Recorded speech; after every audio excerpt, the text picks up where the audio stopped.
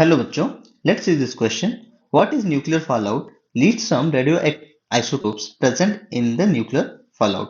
तो इस क्वेश्चन में बेसिकली हमें पूछा क्या है, हमें कुछ न्यूक्लियर बताना है न्यूक्लियर फॉलआउट क्या होता है और जो रेडियो एक्टिव आइसोटोप्स प्रेजेंट होते हैं इन द न्यूक्लियर फॉलआउट वो सब कौन कौन से होते हैं, हमें ये बताना है. तो इस क्वेश्चन को हम सॉल्व कैसे करें? इसे सॉल्व करने के लिए हमारे पास एक की कॉन्सेप्ट है. की कॉन्सेप्ट का नाम क्या है? की कॉन्सेप्ट है न्यूक्लियर फॉलआउट.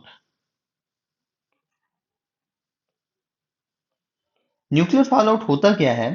जब एक न्यूक्लियर एक्सप्लोजन होता है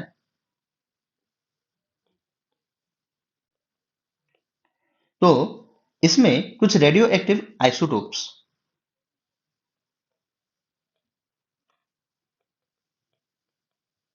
और एलिमेंट्स ये लोग इजेक्ट हो जाते हैं. These are these particles are ejected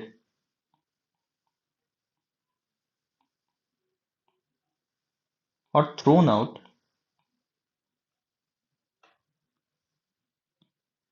eight the higher atmosphere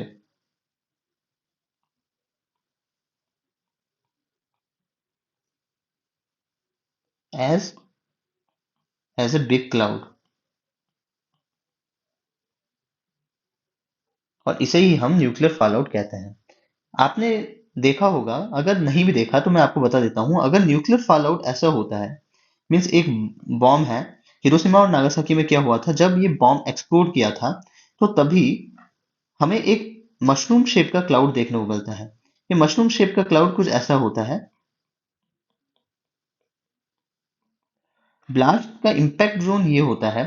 impact zone के ऊपर ये मशरूम शेप क्लाउड हमें देखने को मिलता है. और इसी मशरूम शेप क्लाउड के हिसाब से इस फॉर्म में कि ये जो पार्टिकल्स होते हैं ये लोग इजेक्ट हो जाते हैं, मीन्स रेडियो एक्टिव पार्टिकल्स ये सब इजेक्ट होते हैं टू दी अपर एटमोस्फियर और upper upper layer of the atmosphere.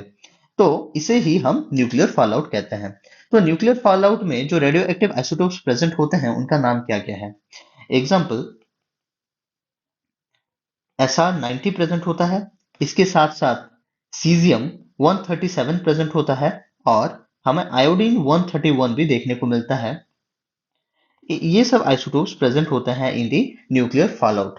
ये आइसोटोप्स बहुत ही हार्मफुल होते हैं. आपको पता ही होगा, जो हिरोशिमा और नागासाकी में जो बम ब्लास्ट हुआ था, एटॉमिक या फिर न्यूक्लियर ब्लास्ट हुआ था, उस ब्लास्ट के बाद उस दिन से लेकर इतने सालों बाद तक अभी भी जो बच्चे या फिर जो ऑर्गेनिजम्स प्रोड्यूस होते हैं उनमें बहुत सारे जेनेटिक म्यूटेशंस हमें देखने को मिलती है.